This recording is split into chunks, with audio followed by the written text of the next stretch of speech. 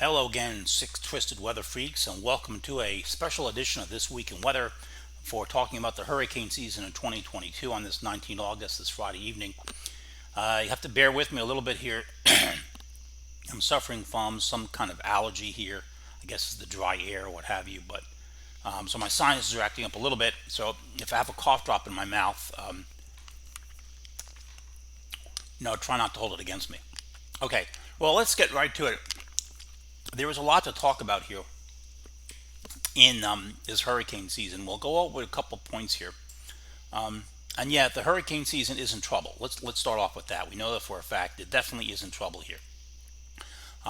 This was the initial, and by trouble I mean it's running behind the expected forecast. Now, there's two different things here. One is whether the seasonal forecasts are going to verify, which called for a very active hurricane season, or whether or not there's going to be, an average hurricane season with a bunch of landfalls. Those are not the same thing. In other words, you could have a normal hurricane season, but a lot of landfalls, and the overall activity is not particularly high. Or you can have a lot of activity with very few landfalls, in which case it's a very busy season, but there's nothing impacting the coast, and the general public goes, yawn, it's not a big hurricane season. Now, this is from the June forecast here. These are various different, this is from Colorado, a website, Colorado State University, and you can see the different companies in the forecast at the bottom down here. I don't know if I can blow this up a little bit. Let me see if I can. You can see it a little bit here, yeah. Anyway, and you can see with the general prediction, these were the number of hurricanes. So not actual total number of cyclones, but hurricanes. So, and you can see there was quite a range here, but generally, a lot of 8 to 10 named hurricanes in the general predictions here. But as you can see, as of August 15th, in terms of the actual hurricane season, in terms of the activity, the accumulated cyclone energy, the ACE, is in the bottom 20% of all seasons so far. It is the 13th least active season, just below 1988. Now, of course, 1988 we did have Hugo, so they did have a big hurricane in it. So, again, that's a classic example of how you can end up with a fairly average season, but it's a big landfalling hurricane. Now, we still have 70% of the hurricane season left, okay? But only 4 of the hurricane seasons in the bottom 25% of the lowest ACE, accumulated cyclone energy, has ended up with above normal ACE by the end of the season. So in other words, there's a strong bias here, given what we're seeing, that this season is either end up normal or below normal. Not out of the question we could end up with above normal activity, but it's not very common, given what we're seeing so far. For example, yes, it is really running well below normal as of August 18th, yesterday. This is what normally we have at this point in the season. This is what we have so far. It's below normal. It is.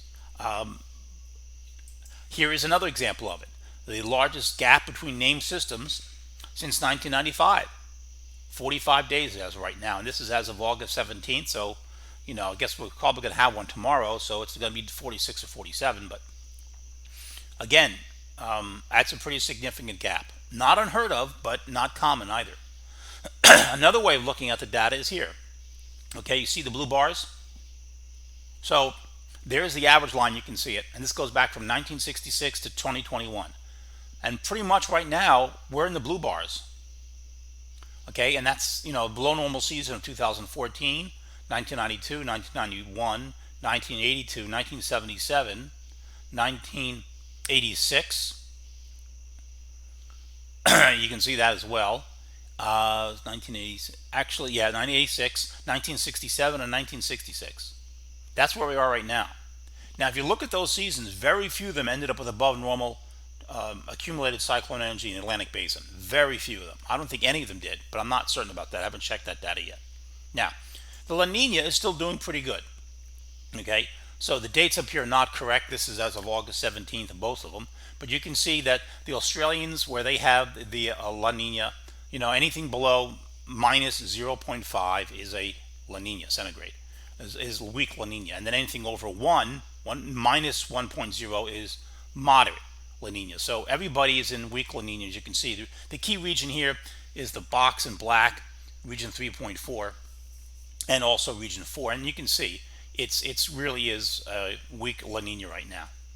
And the European model from August 5, you can see what it was doing here. The red line is the mean of all 50 ensemble members, and the red lines are the thin red lines are the individual model runs. But you take it as a mean, you can see La Nina stays in place all the way till the end of the hurricane season, and then it goes to neutral as we go towards the winter. Now, if you're a winter weather lover, this would be good news for the central and eastern U.S. This would imply neutral conditions for the heart of the winter, but not all the data agrees with that. Now, the black line is the July, so you can see that actually the August value here is actually stronger. And that has been a thing with this La Nina. If you haven't been tracking it through the spring and the summer, all the way back from the winter, the weather models kept saying, the Enso models, I should say, kept saying the La Nina is going to end now. It's going to end now. It's going to be weaker. And it kept holding on. It kept holding on. So this particular La Nina, entering its third season, has a tendency of lasting longer and being a little stronger than what the projections are calling for. So keep that in mind as well. This is the CFS as of August 18th. Again, same thing as the European. The dashed black line here is the mean. And you can see all the values taking up towards neutral by January, and then we're in neutral conditions going into much of the winter. That, again, that's a projection. We'll see if it actually holds that, because as I said, the models have a strong tendency to weaken La Nina. This particular one. Now the other models are out as well. You can see here's the German Enso forecast. They keep weak La Nina in the upper left. The British model, see that one at the bottom right. Now the British model drops down to moderate going into November and December. Okay, so there's a bit of a difference here, but the German model has it rising, weak all the way through into the beginning of winter. And then here we have on this one the Canadian model in the upper left. It's very similar to the German model, and the French model very similar as well. Weak to moderate La Nina into all the autumn. You can see that. And then also here on the next slide, you can see that this is the Cfs Enso Model. Now notice what it does here. It actually drops it down towards moderate very sharply here in August and September, and then keeps it, a slow rise towards the winter. And the Japanese model keeps it a solid weak La Nina all the way through until the beginning of winter. Now, I want to point out the heat in Europe. And what I think everybody's missing here is the connection between the European heat wave and the hurricane season. This is going to be my working hypothesis here, and hopefully you can follow the evidence and the data and see what I'm talking about. It is my contention that the thing that's really inhibiting the hurricane season has been the weather patterns in the Northeast Atlantic and Europe. In this case, I'm talking about the much publicized heat waves, extreme heat, that we've seen in Europe for most of July and the good first half of August. And this is just from July 18th to show you the record extreme heat we saw back then. And in Europe, France, northern Spain, portions of Germany, and so on and so forth. Now the heat wave has had a significant impact also. We can see the rainfall for July was way below normal. You can see here France was way, England much below normal. And we can see also, and that's also the case for August, the first half of August. Now France is seeing a little more rain in a few places, but it's still very dry in much of Europe. Especially Germany and Poland has turned much drier. And they have drought conditions. You can see the drought here. This is at the end of July. You can see this is their version of the drought monitor. The European consortium, this is how they do things there. The drought monitor, you can see alert conditions, which is like D3, D4 on the U.S. Drought monitor map. So you can see Europe is in bad shape everywhere. I believe I could post a lot more information about Europe. As some of you know, I also do a lot of commodity forecasting. So, the grains in Europe are really being affected very, very strongly. Now, the thing here is, let's take a look at the sea surface temperature map. This is the Western Hemisphere. So we can see several things. First, you see the blue area, along the equator off the coast of South America. That's La Nina. Notice the coldest water, the darkest blue, is towards the west, towards the international date line. Now, the big red pool in the northern Pacific, that's a recent development in the last 2 or 3 weeks. Things have really exploded there in terms of the sea surface temperatures. I'm not sure why, but this is going to develop a ridge in Alaska as we go into the autumn. And a ridge in Alaska is probably going to favor a trough in the plain states or the Rockies, which means a ridge on the East Coast. That would be better for hurricanes down the road. We'll see. Now, if that big pool of really warm water were to migrate towards British Columbia, that would actually set up a good winter, but we don't know that yet. So that's just speculation down the road. The other thing is, look at the Atlantic Ocean here. Notice the pool of extreme warm ocean water temperatures. Those are sea surface temperature anomalies running from the coast of the Mid-Atlantic and New England all the way over to Ireland and Spain and France and England. And below that, you see the blue pool. We'll get to that in a second. That's the much colder than normal water temperatures there. Now, this has been going on for a long period of time. Okay, these are the sea surface temperature maps here. This is in a more high resolution detail, but you can see that how warm it has been in the North Atlantic. And it stretches right across from the coast of New England and southeastern Canada, Newfoundland. This is relative to normal, of course, all the way over towards Ireland, England, France. So you can see that. And what that's doing is that is anchoring the persistent heat ridge, what we call a heat ridge in the weather business, or a heat dome, which has been bringing the extreme heat into Europe all summer. That's what this is doing. You can't deny the correlation here. Let me show you the overall mean pattern. Keep this image in mind, and now take a look at this. This is the overall 500 millibar pattern since January. Look at the strong heat ridge right here. You see this in Western Europe? There it is. That's the heat wave. It's been building for a long time. They had a dry winter, they had a dry spring, and now the summer's here, and they're getting battered in Europe. The rivers are drying up. The temperatures are constantly going above the weather model forecasting. This is because of the heat ridge. And the heat ridge is connected to the warm ocean water temperatures. Persistent, large pools of warm ocean water temperature, which is anchoring the jet stream pattern. This is now since July 1st. Okay, from the beginning of the hurricane season here in earnest, from July 1st through August 15th. There it is again, right over France, England, Ireland. Now, what is that doing is that's producing high pressure in Western Europe, and that means you're going to get northeast winds coming down from England and France, down the coast of Africa, through the Azores and the Canary Islands, and that's causing upwelling. And the upwelling means the water temperatures are running much below normal in the eastern Atlantic Ocean, off the coast of Africa. Another way of looking at this is looking at the Humvela, and you can see here that again I circled it in black.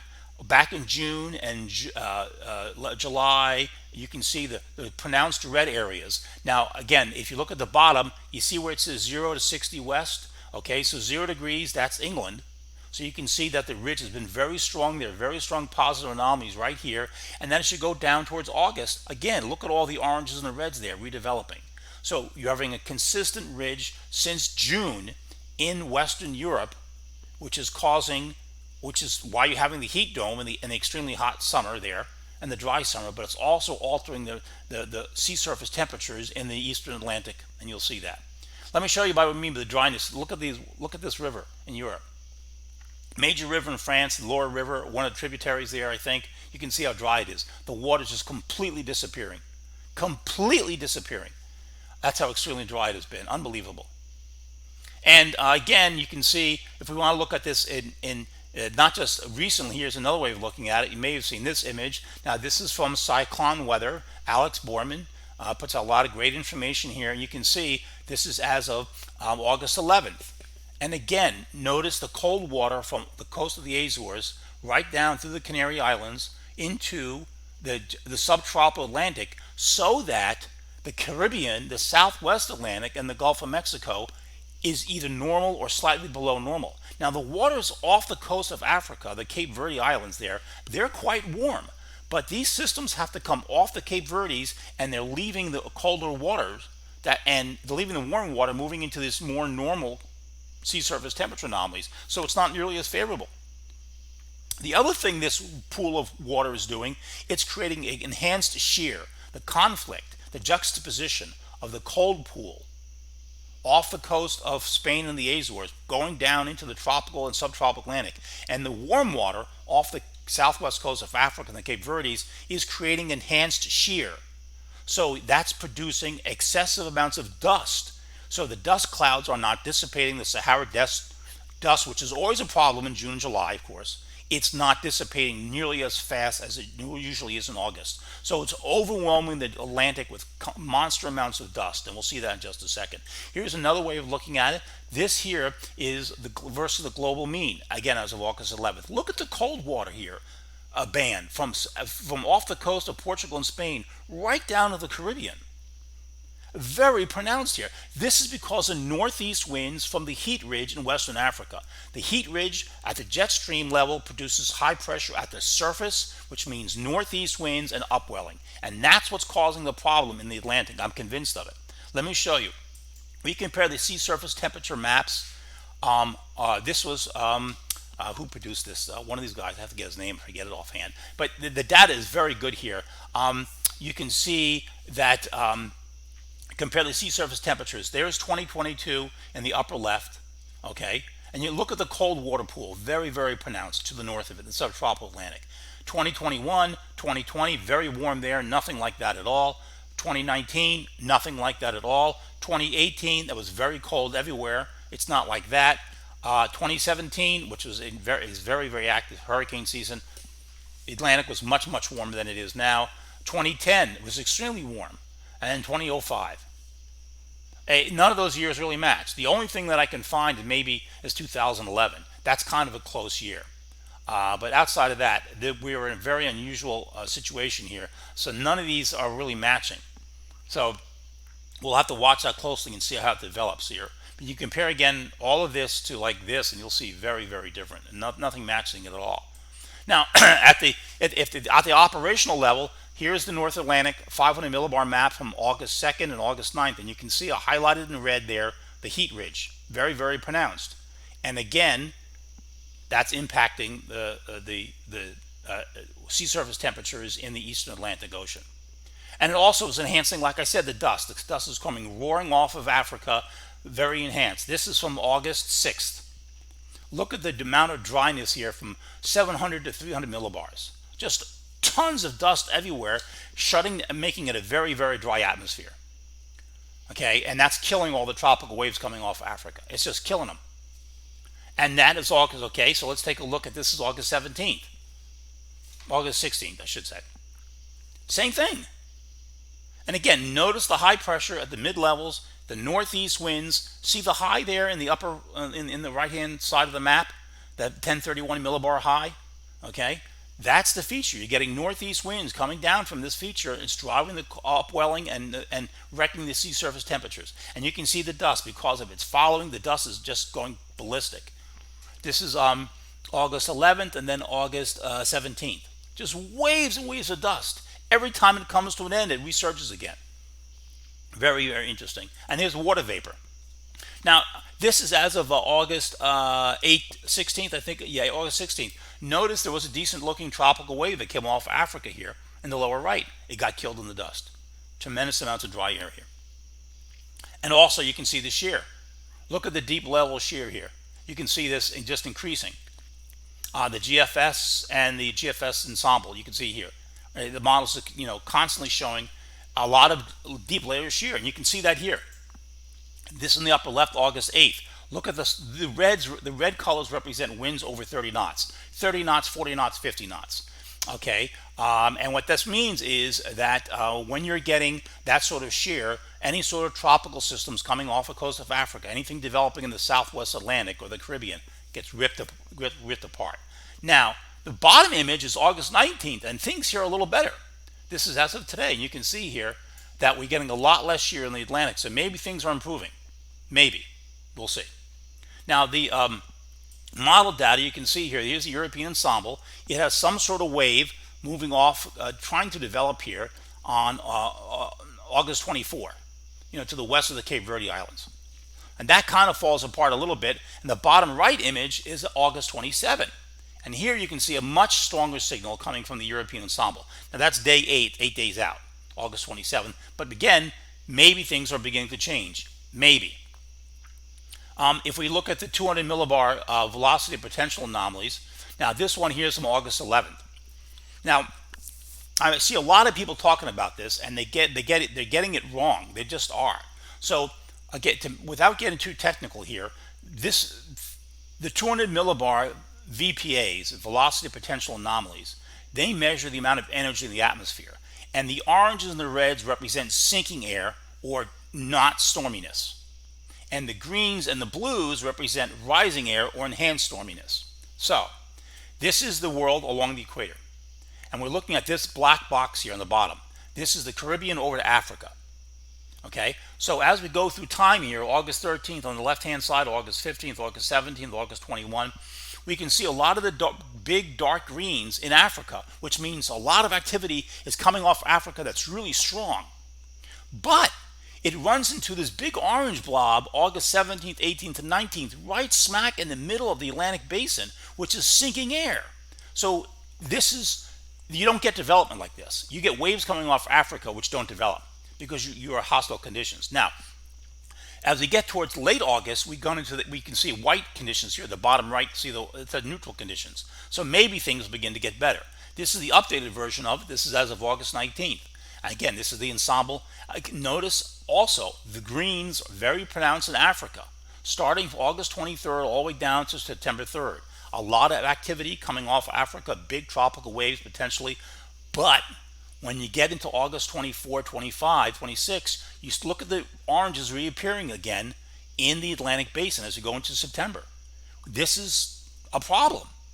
This would shut down a major development if this is correct. So you might get something coming up the next week or two, but when you get into September, that orange stuff is a problem. We've got to get that stuff out of there, and it's just hanging in the Atlantic Basin. It's just ruining everything. Okay, the MJO, let's talk about that briefly. There it is in right now in the neutral circle, August 16, 17. And you can see it right there. And the models are taking different directions. You can see here's the GFS in the upper left. The green line, look at the green line and the gray. Phase 1, Phase 2, maybe Phase 3. And the European, the purple dots, 5 days out, Phase 1. And then 10 days out, the orange, maybe Phase 2. Okay, and then we also see that with the Japanese model and the GFS extended. They all take into Phase 1 and Phase 2 in late August into September. Now, that's pretty good because usually what that means is Phase 7 and Phase 8, Phase 1 and 2 is actually the enhanced, most active part of the hurricane cycle for MJOs. You can see, as a rule, the average 7 named storms here. You can see that on Phase 1 and 2. And you can see named storm days, hurricanes, hurricane days. It's just, you just get better chance for development on Phase 1 and 2. And so, the ACE is usually much higher there as well. So that could be a sign that things are changing. This could be a sign things are changing. And you can see that here from the MJO phase track. You can see enhanced activity in the Atlantic Basin in Africa if it gets into that. And also Phase 2 is the same thing there as well. So that's like I said, things have possibilities. And of course, then if we go beyond that, we can see and going into the end of August, September, we can see the strong ridge here developing in the Western Atlantic. So maybe with the trough in the Midwest, so that might be more favorable to forcing systems closer to the coast, maybe getting away from the dust. We'll see. This is just speculation at this point. One thing I do want to point out, we do have one system here, which is potentially the fourth named storm of the season. The Hurricane Center does have it becoming a tropical storm before it reaches landfall south of Brownsville. And you can see it here on the satellite picture. It looks decent. Nothing exceptional about it at all. Ordinary looking tropical depression, probably going to make tropical storm strength. I think that's right. But if you look at the overall Atlantic pattern, this is very undeveloped here completely. There's nothing coming anywhere. I mean, it just isn't. It's very, very quiet season here. Now, one thing I do want to point out, remember how we talked about in the Atlantic hurricane season, when we talked about earlier, these big waves that might be coming off of Africa here, like here, we talked about that, and other areas where it might be coming off of Africa. You can see the very enhanced activity here. Well, on the last satellite image here in the Eastern Atlantic, there's a very, very large tropical thunderstorm cluster here in Southwest Africa that might come off and might become the first big system of the season. August 24, 25, maybe. This one has potential. That's a pretty big looking system. We'll see if it holds together tomorrow or the next day. But if it does, this one has potential. So we'll see. It's got to stay south of the Cape Verdes. Anything that comes out north of the Cape Verdes is going to be killed in the dust. Absolutely killed. And also run into the cold water as well. So anyway, there we go. That's the presentation. Any questions or comments, you can always reach me on the Twitter page or over on the website. This is meteorologist DT from Weather Risk. I'll see you soon.